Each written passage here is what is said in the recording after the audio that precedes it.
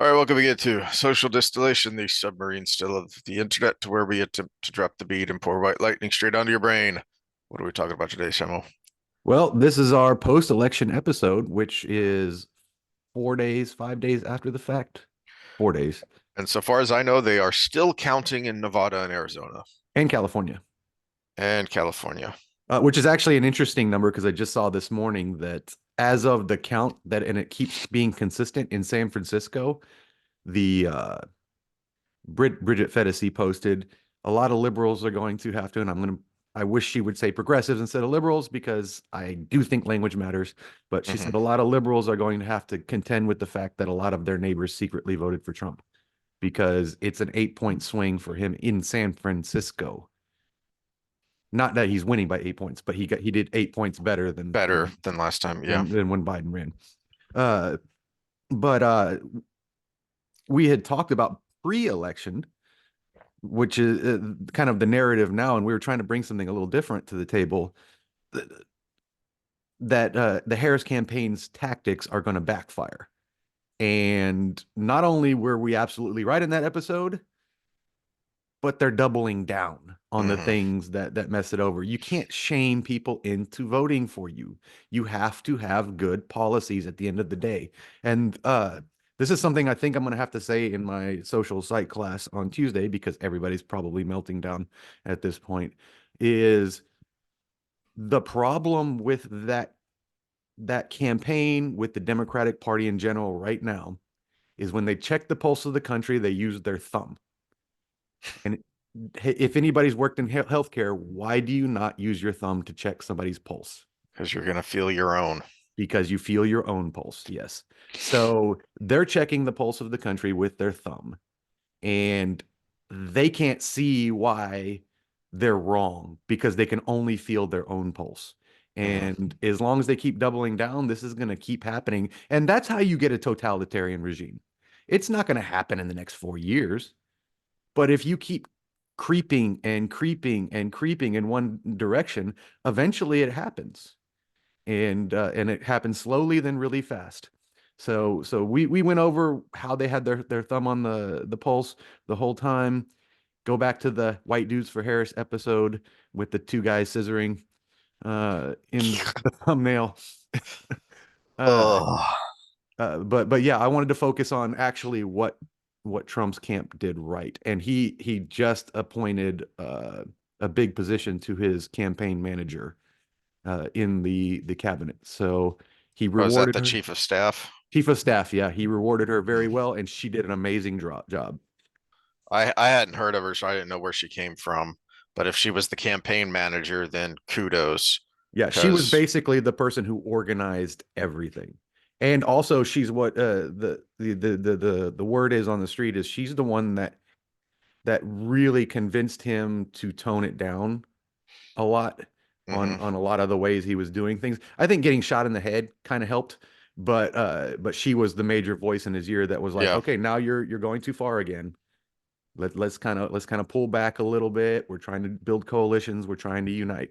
And Hmm. she was the major voice in his ear. So kudos to her for her job well done and duly rewarded. I do not mind rewarding people for favors when the favor is competent.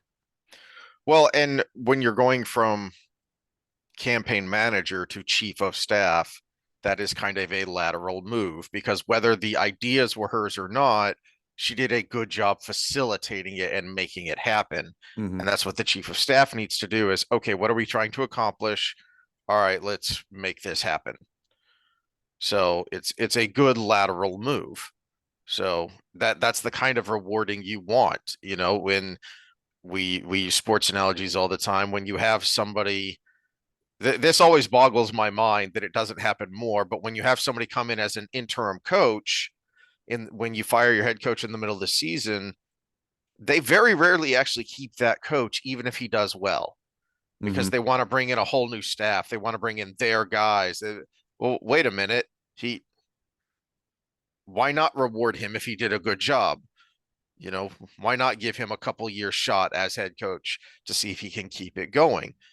And so, in that sense, rewarding someone for doing a good job with another job Well, Makes especially total since it's a sense. similar job. It's not Mhm. like an oil exec that did you favors with Yep. campaign funds being, put in front of being made the vice president, Dick Cheney.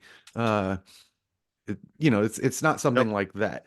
Uh, but yeah, so I wanted to focus on what the campaign did right, and realistically, the theme of that is probably what she was responsible for, which was opening the tent wider for people to come in, because it's actually very close to looking at the numbers, uh, the difference in the popular vote and the electoral college vote, because we'd have to go state by state to see where these things pulled in. So we had a combination of the Harris campaign basically having horrible messaging, which is why she got 15 million votes less than her predecessor. That Yes, that's plus why. the no universal mail-in balloting, but I mean, which is the thing, that wasn't illegal at the time. It's just benefits one side more than the other. And people look at It happen. was Well, it was on the board. It was in the gray areas. this is what I brought up last time and I was ranting about is the gutless courts because of the people rioting is I brought up Wisconsin specifically because they were one of these that punted and said no standing and didn't strike down any questioning of the results, but wouldn't even hear the case. And then months later, they did say, oh, yeah, all of these things that the executive and the judiciary did by fiat, that was all illegal. You can't do that again unless you actually change the law. Because the Constitution is very clear that even in a federal election, within certain parameters, the state legislatures have the authority to pass their own election laws. And that's not what happened in 2020. It was all courts and executives just saying, we're going to do it this way now. That just made me want to bring up a chart. Have you seen the chart where it's the 2008 or 2012, 2016, 2020, 2024 differences in voting, Mm-hmm. and the line drawn across, and how 2020 was the anomaly? Mm-hmm. Do you know what should I put in to look for that? My search term did not work. Oh, I don't know. I've seen it as memes all over X, and you see the one of these things is not like the other when you see the total popular vote for Democrats going back to 2000, and it's pretty steady. You had a pretty good jump from 2000, 2004, and then Barack Obama's first election was just under 70 million, and then it all went back down to the mid 60s again until that one little time there for unknown reasons. There's a huge jump. Um, but that is another point of what they did right. And again, kudos to the campaign manager. And I don't know how they figured this out and who did the actual legwork, but one of the points DeSantis was making in his campaign in the primary that no one was really paying attention to is, hey, where we can, we should change these laws to make it more strict so we have more confidence in our elections. But where we haven't, the Republicans need to get in on this new ground game, which is the early voting. Okay, so I don't know anything about the person who posted this. I just did a search on Twitter. But this is the one that's going around. And the thing that cracks me up about this graph Mm-hmm. is both sides are using it to, Mm-hmm. to, to talk about fraud. Mm-hmm. So the red side is saying, look at 2020, we told you. Mm-hmm. And the blue side is saying, look at 2024, they're suppressing votes. And there's a bunch of lawsuits that are like, oh, they didn't count all the ballots, or we need to Mm-hmm. find the ballots and all this stuff. So both sides are using it, and the blue side to cope and the red side to be say, I told you so, and we weren't conspiracy theorists. And it's Well, cracking me up that yep. it's being the exact same graphic is being used. And realistically, we can say it's universal mail-in ballots was the difference. You make something easy, more people will do it. Yes. And the Republic, because DeSantis, this is one of the reasons he won such a huge margin in his second election, is because he and his team figured out, okay, well, we have changed the laws where we could and should, but this early voting thing is still happening. We need to have people that are getting that done and making sure any early voters are so the the early votes skewed much more Republican. They had a huge jump than they did in 2020 and 2022. So they did a much better job of getting out their voters, not just on election day, but wherever early voting was allowed. Well, well, and not only that, but pulling in voters from other places, and that's the direction I wanted to go. So let's bring Yes. up the numbers here. This is the election map from this year so far as things go. Arizona's still not called. And this one is not giving him the one because Maine is split and he Mhm. theoretically got one, but it's not giving it to him. So did that change? I don't know because they're doing the same in Nebraska because I thought Harris got Omaha because the Democrat always gets Omaha. Yeah. So I'm not. So nitpicking aside, this is the current, but this is the breakdown of it. And as votes keep coming in from California and Arizona and everything, he's getting close to where he was in 2020. So it Mhm. was he's getting pretty dang close. So it's looks like he's actually going to tie where he was before, and she's pulling up a little bit, so narrowing the gap a little. But I don't think there's enough votes out there left to change the popular vote. Mhm. But the two I want to highlight here is Robert F. Kennedy and Chase Oliver. Chase Oliver is the Libertarian Party candidate for those that just are listening and can't see. And Robert F. Kennedy is was an independent candidate that pulled out, but he was still on Mhm. some state ballots. First of all, the guy who pulled out beat the Libertarian candidate. Mhm.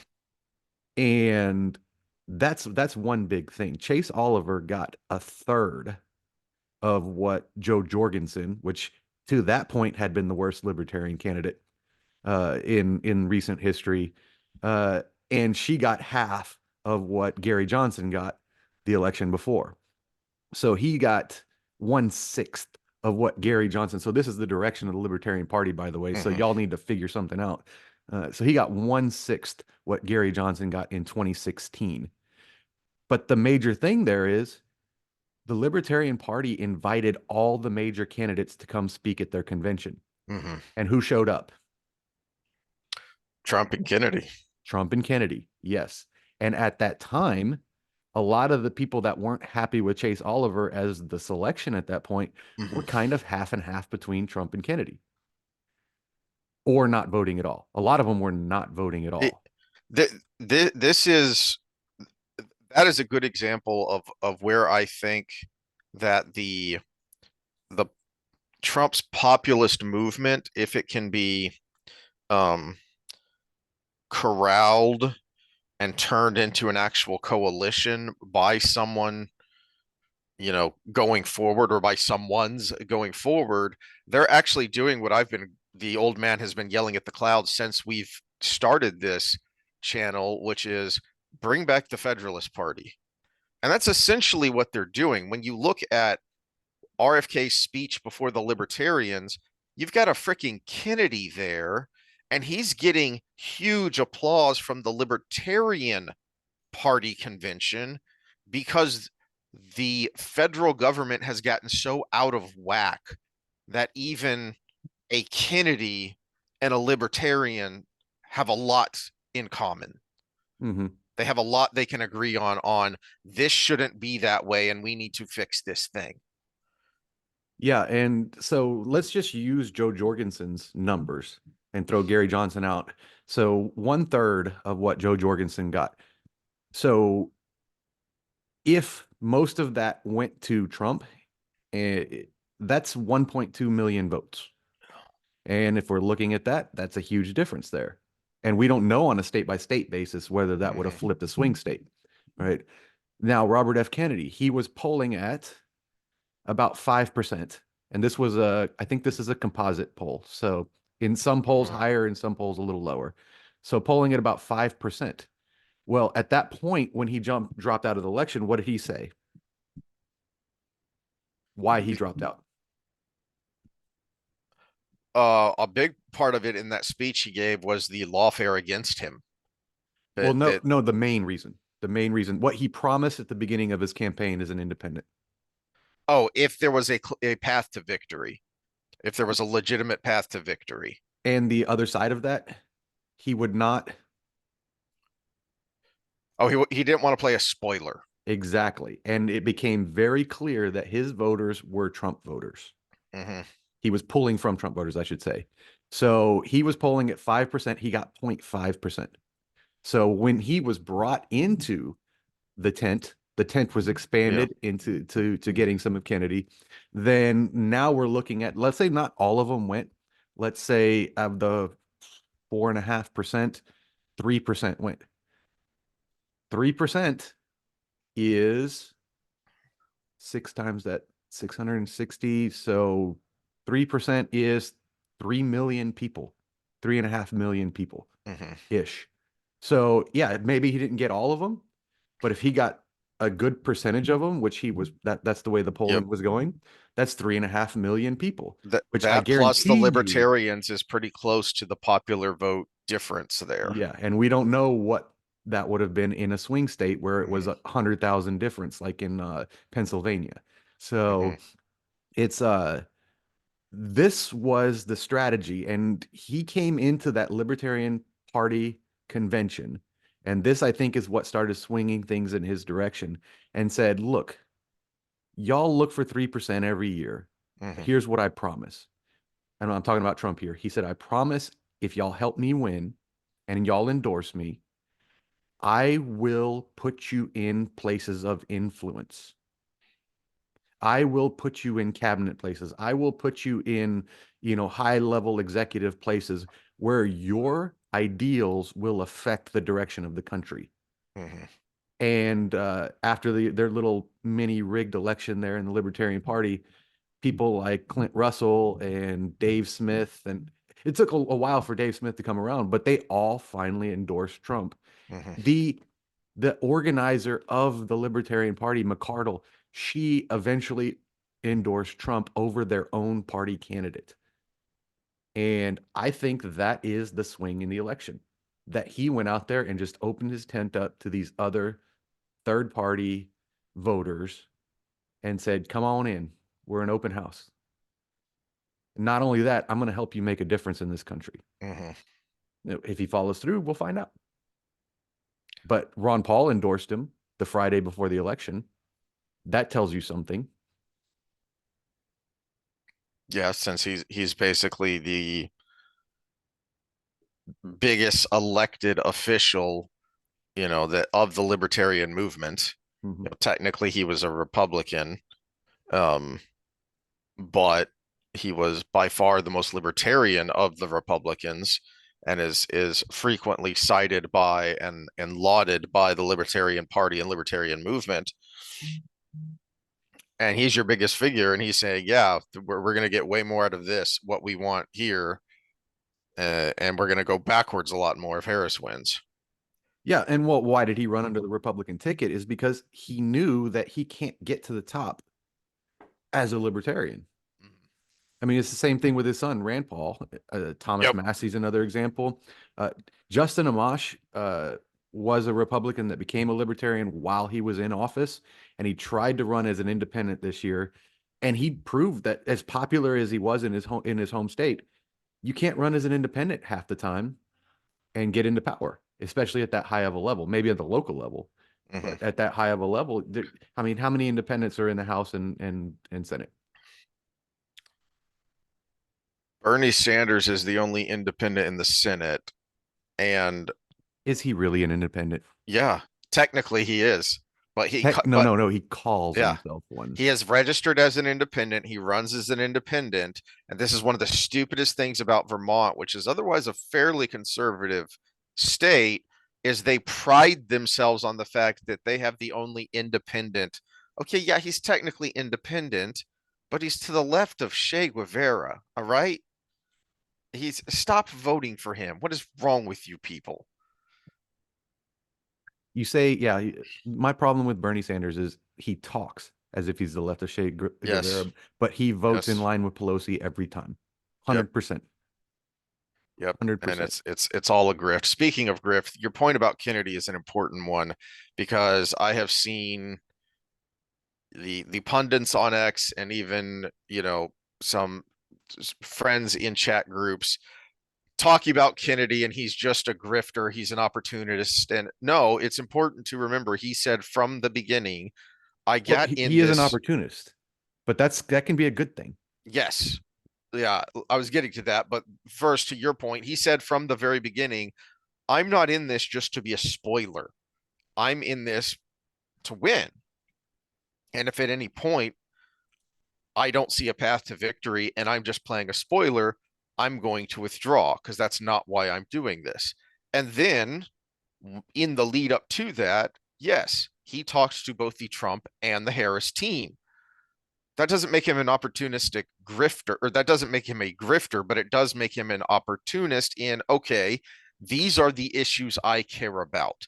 If I withdraw, which one of you, if any, am I going to endorse? Okay, well, the Harris team either doesn't care about the issues I care about, or they are opposed to the issues I care about. Trump team, okay, here's where we agree, here's where we disagree.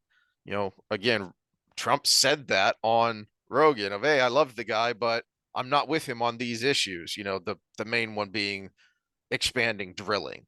Is Trump is all for expanding drilling for gas and petroleum, and Kennedy is more of an environmentalist on that and wants to rein that in. Oh, And for crying out for loud. all the libertarians out there that are like, why did we do so bad? You have shirts that say, "The older I get, the more I know Ron Paul was right about everything." Mm-hmm. And this is what you got. This is what you elected. And that's why one of the major reasons Trump won. Yep. Uh, That was did you my have? ankle, if you wanted to segue into yours. Yep.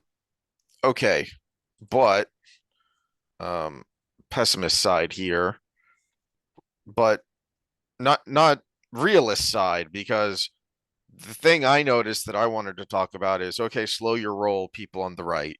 You know, especially you extra super Trumpers.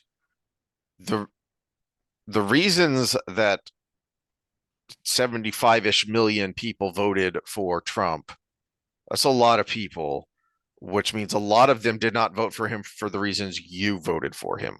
So, no, this doesn't automatically mean that America rejected the January 6th narrative. A lot of them don't know or don't care. Well, I'll give you Right. evidence for that.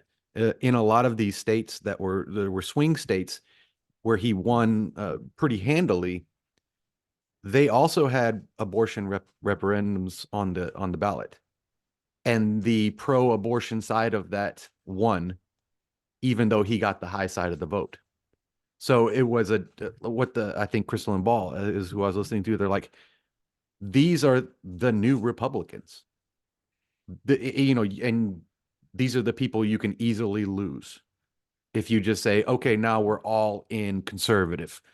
And it, Trump is doing a good job of making that tent inclusive, Mm-hmm. to steal the left's term, but in the proper way. Hey, well, let's be reasonable about all of these different things. Even Matt Walsh came out last night because he was the guest on Tim Pool and was like, look, I am 100% zygote pro life, but I also live in the real world. Mm-hmm. And if I can save some people by having a more moderate position on one thing and keep my people in the places where they can do something, I'm all in. And this is a guy that realistically is one of the hardest core entertainers in the right. Mm-hmm. Well, to the abortion issue in particular, one thing that you could pressure Trump on, and the GOP controlled Congress, if it is there, is repealing some of these blatantly unconstitutional amendments that protect abortion clinics. And they don't protect abortion clinics. Yeah, They yeah, impinge on. he did go in on that because He he's went like, on but we that. also have the Yeah. other side of it where we need to address this. If you got the government out of the way of people, and uh, uh, there are a lot of good charitable organizations, not the the national ones that are just there to raise money and have access and influence to the GOP, but no, the people on the ground that are, hey, that's not just a clump of cells. We will give you a free ultrasound so you can see your baby and hear its heartbeat. Okay, you're going to carry through the pregnancy. We will help you with the financial burden of that. There are organizations that do that, and the government actively gets in their way. There are laws that prevent them from doing their work, and they're blatantly unconstitutional, but that's how much strength the pro-abortion groups have had in the past, that they've been able to push those laws. I think FACE is the acronym. Well, this goes back to the, good men make good times, or hard times make good men make good times, good men make weak men, or good times make weak men. And this is the danger here, and this is why we keep sliding back and forth, and we need people to ground themselves and in a little bit of compromise, because the abortion issue was so weak in this election, to your point from many, many episodes we've done over the last couple of weeks, because the economy was so bad, Mhm. because the world is on the brink of World War III, because of Yeah. all of these other things, the abortion issue was still there, but it wasn't as strong as it could have been. Mhm. Uh, but what happens when you fix all those things? It's going to bubble up to the top issue again. So what you have to do is make it a non-issue. And if you make it a non-issue, then we can keep talking about, hey, let's maintain this economy. Let's Yeah. maintain world peace. Let's maintain reasonable immigration policies, a semi-permeable barrier, not this open thing and not a closed thing. And that's All going of to these be other issues. that's going to be much harder to do if you have a bunch of people on the right who aren't who are looking at the election results with the rose tinted glasses of what they want rather than what happened. Okay. Mhm. Again, why you voted for someone isn't necessarily why other people voted for someone. And it may be that the majority of the people who voted for that person voted for them for different reasons. And so I don't remember who I heard say this on election night, but somebody made the point of, hey, this isn't a red wave, this is a Trump wave. And people on the right need to understand that. And the GOP needs to understand. That's the good news. Bad news is if he appoints and pressures for the right people to be in positions of authority, this might not have just unmade a lot of the mess of the culture, like the corporate media. This may be their death knell because of Trump's reliance on podcast media, long form interviews to get his message out there, and because the corporate media was so wrong and so biased, and he still won. And this is the pulse thing, because Mm-hmm. all they have to do is quit lying. Yeah, but the same thing holds true for the GOP, the traditional corporatist technocratic GOP. You didn't win; Trump won, Mhm. and it's This is pretty true. Yeah. it is pretty apparent when you scroll down and you look at Senate, okay, where We should have used your stuff here for my spiel too. You got better numbers up. where you see how close a lot of these Senate races are, or were, or still are. Some of them are still being adjudicated. Like the Pennsylvania Senate seat was decided by less than 1%. Okay, well, Trump Trump won Pennsylvania by 2%, which Hmm. is a big margin. Yeah, and so on the left is this is where they're making their own stop the steal Hmm. movement now, because they're like, look, we won all the down ballot stuff Hmm. in a lot of ways, or we won more down ballot stuff, but Trump still won. The exact same argument was used in 2020, because down ballot was red, Hmm. but Trump lost Hmm. by a lot. And so they were like, this is evidence that there's something going on. Well, now the blue team's doing that. Yeah. So, Relative to how things have been going, yes, this is a big victory. But look at the numbers and remember, this isn't like a Reagan landslide. Okay. And if you just look at the favorables, look, the guy still has an over 50% favorable, unfavorable. More people have an unfavorable opinion of him than favorable.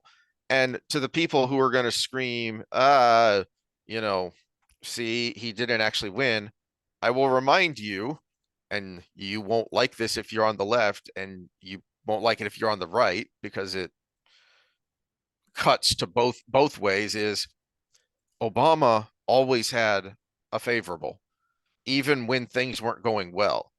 And the dirty little secret to that is his policies were never popular. When you polled his policies, domestic and international, they were always under 50% approval, but he himself was liked by the American people. Well, now you have the inverse. Okay. Trump is still not a likable person for the majority of Americans. So, what are they voting on? They're voting on the policies that Mhm. the Biden administration screwed things up that badly. And to your point, Harris didn't run on anything. She was running an utterly vapid and empty campaign that was all the other guys literally Hitler. Okay, well, first of all, we don't believe you anymore when you say that. And two, groceries cost me twice what they did when you came into office. So how about you talk about that and give a specific plan of how you're going to fix it? As the new cliched term was, more women buy milk and eggs than they have abortions. Yeah. Yeah.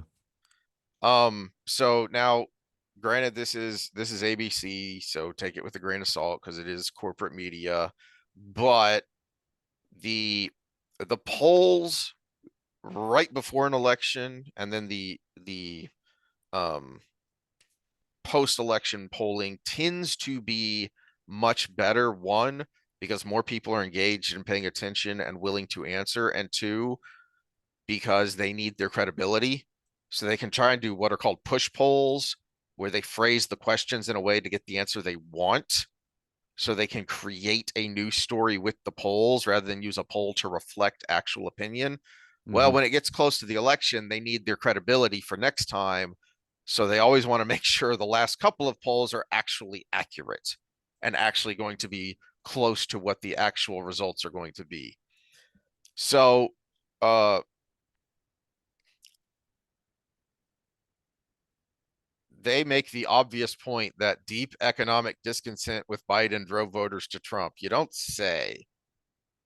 So now they're finally admitting what everyone was saying during the campaign of, hey, how about you stop saying, well, I come from a middle class family, when first of all, you really don't. And secondly, what are you going to do about it? Because you are in the administration that is currently making things so hard on us. Nationally, the share of people saying they've gotten worse off under the current administration, 45%, is the highest in president exit polls that have asked that question, even surpassing the 42% worse off in 2008 in the teeth of the Great Recession. And the country and democracy were actually the number one issue in exit polls. Voters broadly express more negative than positive views about the country's direction. Just 26% are enthusiastic or satisfied with the way things are going, versus 72 dissatisfied or angry. More voters see American democracy as threatened, 73%, than secure, 25%. Still, about 6 in 10 of these preliminary exit poll results say the country's best days are ahead of it. And then they go into other mumbo jumbo. But the point being, you can have people have a general sense that things are screwed up and going in the wrong direction. And that doesn't necessarily mean they totally agree with you, for one, why that is, and two, how you fix it. So don't go too far too quickly and just assume. I've referenced this before, but after the 1994 huge red wave where the Republicans took back Congress for the first time in I want to say since Eisenhower. They invited Rush Limbaugh, the GOP invited Rush Limbaugh to come in and speak to the incoming class. And his speech was basically, don't think you've won. Yes, you won the election, but don't think you've won the American people. You still have to keep teaching. You still have to keep explaining. You still have to keep persuading. And they stopped doing that, which is why eventually, after a few years of success, they fizzled out and started to lose ground in Congress. Same thing here. I don't remember if it was Rogan or Theo Vaughn, the clip I heard of Vance, which was the best explainer of what MAGA means and what this populist movement means, and this, even on the right, that for so long was the free trade party, why even free traders have become dissatisfied and disillusioned with the whole idea. And he made it, the reason it was so good is because he explained the policy, but then he made it personal. And he used the example of the steel mill in the town where he grew up. And when my grandfather worked there, it employed 18,000 people. Now it employs 1,800. Mm-hmm. Now somebody made a lot of money, with the free trade, with NAFTA, with exporting work to China and other places. Somebody made a lot of money there, but it wasn't the 10 times reduction in workforce. It wasn't those people. Those workers sure didn't make a lot of money. And that's a great point for where the usually free market right has become so dissatisfied, and how you explain to them, or how you explain to the people who are still opposing the more populist economic agenda, and how you persuade the people that you're trying to pull on your side in saying, we are going to enact economic policies that will actually help those people, those 162,000 people that no longer work at that steel mill. Because as Trump has been saying since the 80s, I think you brought up in one of our first videos of like him on Donahue or Oprah, and his obsession has always been, we have crappy trade deals and we get screwed. So the one thing that I think is missing from their economic pitch to garner more support from the right is that we don't have free trade because the other side keeps cheating. Yes, generally speaking, tariffs are not good and they hurt more people than they help. But when the other side is actively cheating and screwing you on your trade deals, you need some way to balance the scales and to punish the cheaters. Mm-hmm. In the same way, libertarians, that yes, ideally, technically, labor is just another good and should be free to move across borders just like tangible goods. But even the man who brought libertarianism to the masses, Milton Friedman himself, said, but you can't do that in America because we have a giant welfare state. Yeah. Well, and that's the problem with Bernie too, is sometimes you got to pick one. Do you want open borders or do you want universal health care? Mm-hmm. Right? Because you can't have both. Yep. So, fun fact that a lot of people don't know, and it's going to come up here because another thing I want to point out, other people have pointed out, but I do find it hilarious. Trump got the biggest share of Hispanic voters of any Republican ever, running on a platform of mass deportations. Mm-hmm. Yeah. And I'm rolling my eyes at all of the Zoomers and millennials who are freaking out that, my family member, my neighbor, my whatever are going to get deported. Are they here illegally? No. Then shut up, you idiot. Except there's a big movement on the left now that is report your Republican, Latino, and Latina neighbors that voted for Trump. because either you're a moron because you think mass deportations means anyone who has a darker pigment than I do, or you think all Hispanics are illegals. Either way, you're a bigoted retard. Yeah. Well, and in fact, it just, the left likes to talk about empathy. Have enough empathy to say maybe someone who came here legally and went Mhm. through that whole process might be a little upset that someone else can fast track it. Can cut the line, not have to go through the hassle, not have to go through the checks that you're supposed to do. The Um, most annoying person on the highway is when you're in a line to exit that's backed up, and someone comes up to the front of the line, turns their blinker on, and forces themselves in. mhm, That's the most annoying person on the freeway. And you can see the collective, everybody get really close so that person can't get in. mhm. And all those people getting really close to not let that person in, those are the Latino and Latina voters that voted against this mass importation, So immigration. the people on the open borders people and the people on the left love to talk about how we're a nation of immigrants. Uh-huh. Fun fact about that. During the late 1800s, early 1900s period of mass immigration that people talk about when they talk about how we're a nation built by immigrants, about a third of those people went home because they couldn't make it. They couldn't get a start here. Two-thirds of them through their own efforts or through their support systems of, family, neighbors, whatever, they managed to make a go of it. They made a life for themselves. About a third of those people couldn't, and there was no giant welfare system, so they went home. Yeah, the only thing that was a benefit was, hey, here's all this land that some people technically occupy, but if you can live long enough Yeah. and take it, it's all yours. And so it always blows me away that the mass immigration people that say we're a country built on immigrants are the same people who say colonialism is bad, Hmm. because that's how it worked. Hmm. It was, hey, look, Oklahoma, go plant your stake.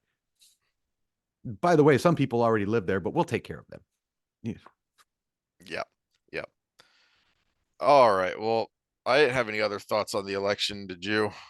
One more kind of based on that was, and I was looking for a certain poll, but everybody, the literally Hitler thing is part of the meltdown, and I even see it on my own Facebook because I have a wide range of cohort but the whole he's going to be an authoritarian, he's going to be a dictator, all of these things. First off, he gave a 10-point plan the other day that of the first 10 things he wants to accomplish, and every single one of them gave him less power. That I mean, square that circle when it comes to an Hmm. authoritarian. And second, the exit polling on voters was overwhelmingly that people were afraid of an authoritarian state, and the majority of the people who were afraid of an authoritarian state voted for Trump. So maybe actually the American people are smart enough to know that all of these convicted felon things were authoritarian measures to prosecute their political opponent. That, oh, maybe actually more people than you think paid attention to the fact that we extended FISA warrantless spying on American citizens. That, oh, we expanded the military's ability to attack its own citizens during this last regime. Oh, lockdowns were an authoritarian measure. Oh, all of these things. Maybe people are actually paying. This actually gives me hope. Maybe people are paying more Hmm. attention than you think, Democrats, and they're not watching CNN. And yes, alternative media has its drawbacks when it comes to misinformation, but for the most part, they've been right more than you, especially the ones that get extremely popular. The ones that are crazy, crazy, they actually fall off the map usually. Hmm. Yep. But that's all I had. I mean, we can talk some football if you want, Yeah, football is a stupid sport, and I don't want to talk about it. just because your fantasy team sucks and your Cowboys suck. Yes, yes, they do. I actually, It's amazing that somebody here on the right side of your screen who's been yelling, you can't give these massive contracts out and have a good team, was right about a team that gave massive contracts out and doesn't have a good team. In fact, Dak himself is on the sideline caught being said, God, we suck. Gee, I wonder why that is. Because when you came into the league and took Romo's job, he had the best offensive line and arguably in the league. And then those people started to go away and they couldn't be replaced because you and Zeke were taking up so much money. Mm-hmm. And now you're taking up even more money. Now, I will say one bright spot from the last game, uh, one of the people taking up all that money at least is trying. Because Lamb Yeah. obviously is injured and he was still forcing the coach to put him on the field to try to make a difference. Yep. He's a baller. Yeah. Now he's talking about wanting to go to other teams, and I'm like, not with that contract you signed, buddy. Yeah, we don't got the room over here in Houston. That's where you said you want to go, but we don't. There's no cap room for you, dude. Mm-hmm. Um, this is uh let's see if I can find a good article on this. Yep, here we go.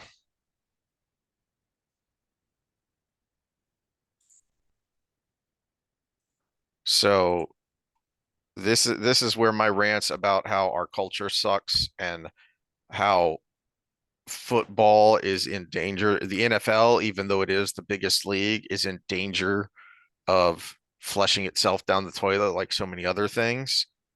And here's a prime example of why. Robert Kraft, the owner of the Patriots, isn't in the Pro Football Hall of Fame. Jerry Jones is. Why?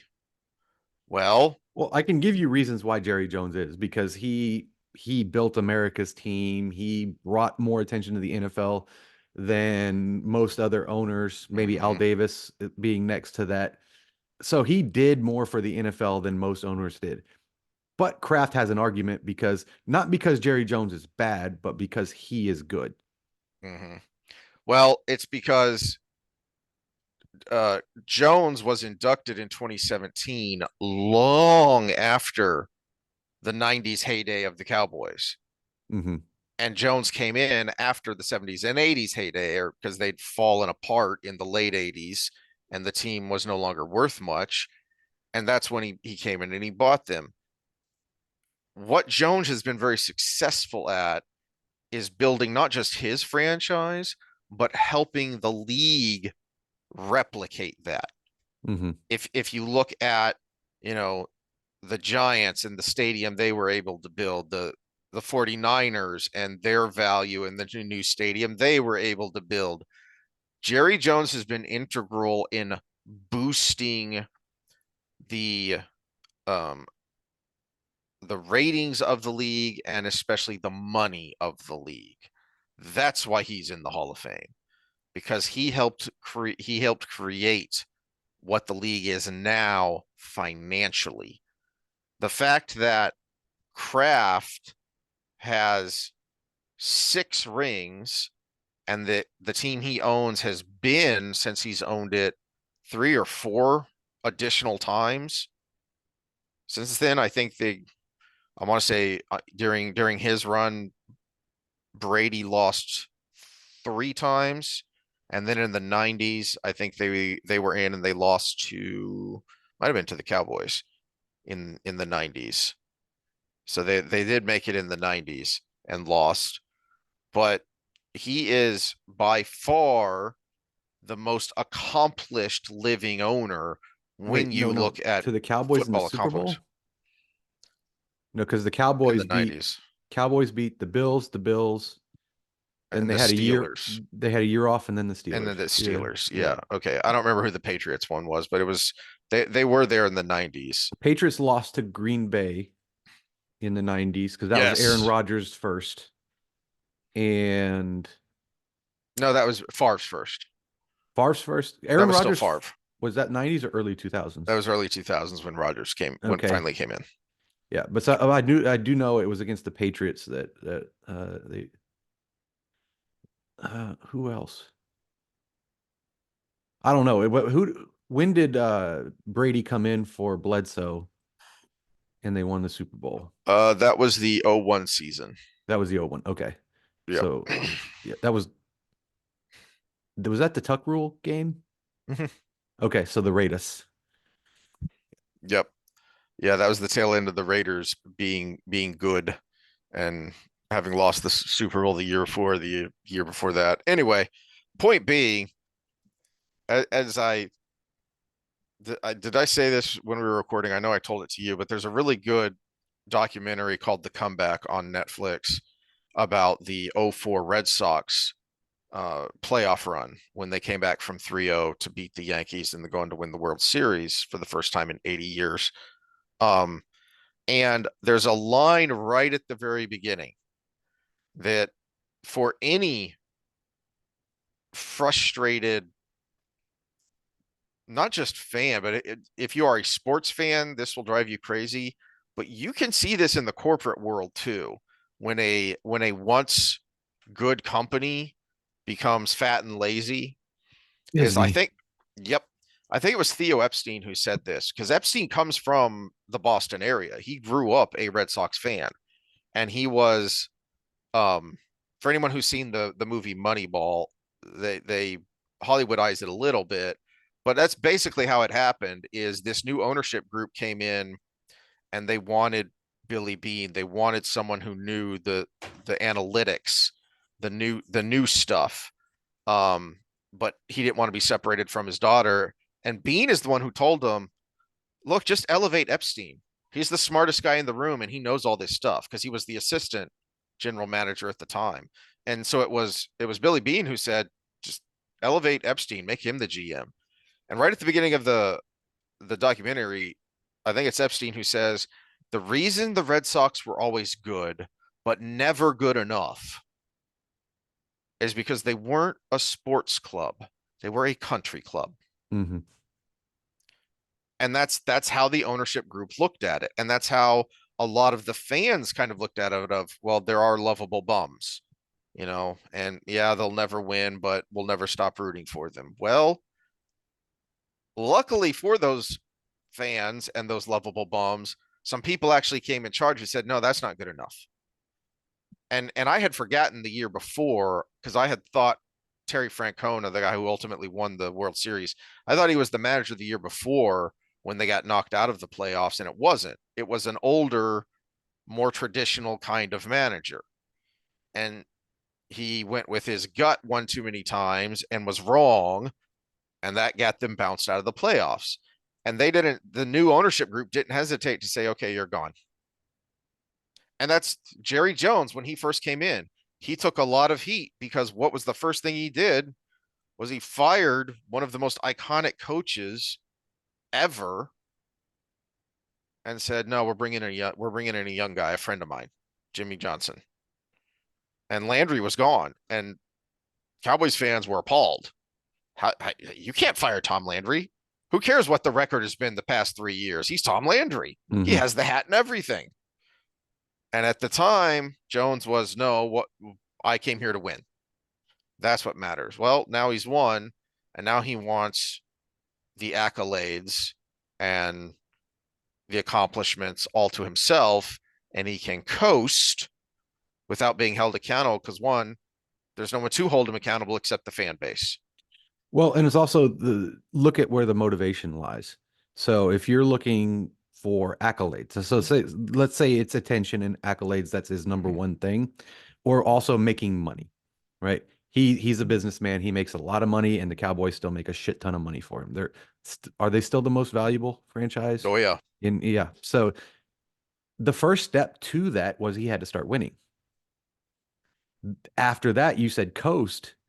Well, the next step is once you've gotten that name, once you're America's team, once you've developed the value, it's all about sales. Mm-hmm. And he still sells the team, but he uses it through superstar power instead of just winning now. So every once in a while, you get this kind of wave where they win enough to get to the playoffs. But look at CeeDee Lamb jersey sales. Look at Dak Prescott jersey sales. Look at attendance. Look at all of these things. They He's sell still getting all of that. tours of their practice facility, this big fancy thing that he's built, Mhm. the Star in here in Frisco. They sell tours and they sell a lot of them, and they're not that cheap. The question is, in the market, how long of losing can you take before you have to play to win again instead of Apparently play to 30 just sell? years. Yeah. Well, I mean, but they've been 30 years of, like you said, with the Red Sox, just good enough. They're still a playoff contender most of those years.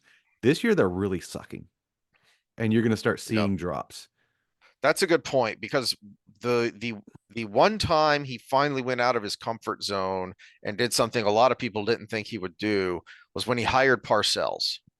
Because Parcells is too much like Jimmy Johnson, so no one thought that he would actually hire Parcells.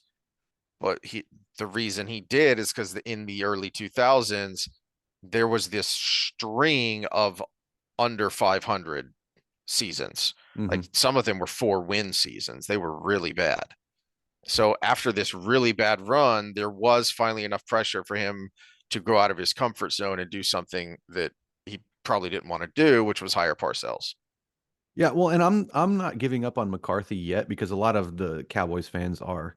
Mm-hmm. Uh, but look at what he's dealing with. He's dealing with half his salary cap being in two players and one player on the bubble of getting a big contract if they keep him. So he doesn't have a whole lot to work with. The talent on the field isn't there. You've got 24 players if you never rotate anybody that are responsible for the game, and you got half of that salary in two, that means you're skimping on everybody else. And you're skimping, you're at the bottom of the barrel. You're league minimum for almost every backup you have. And that's not one injury. Take Dak's not even playing this next game. Mm-hmm. Cooper Rush is in there. So you're playing with the C team for everybody but two or three players. And that's just not going to cut it in this league. Yep. Yep. Well, we've rambled for an hour. I guess the old men are done yelling at the clouds now. It's a Yeah, nice we day. I actually should were probably go quite outside and efficient today. yell at the clouds. We were actually quite Oh, efficient. No, it's not nice here. It is humid and hot because we live in Houston and we haven't gotten that weather that is supposed to push down here eventually from where you are, yep.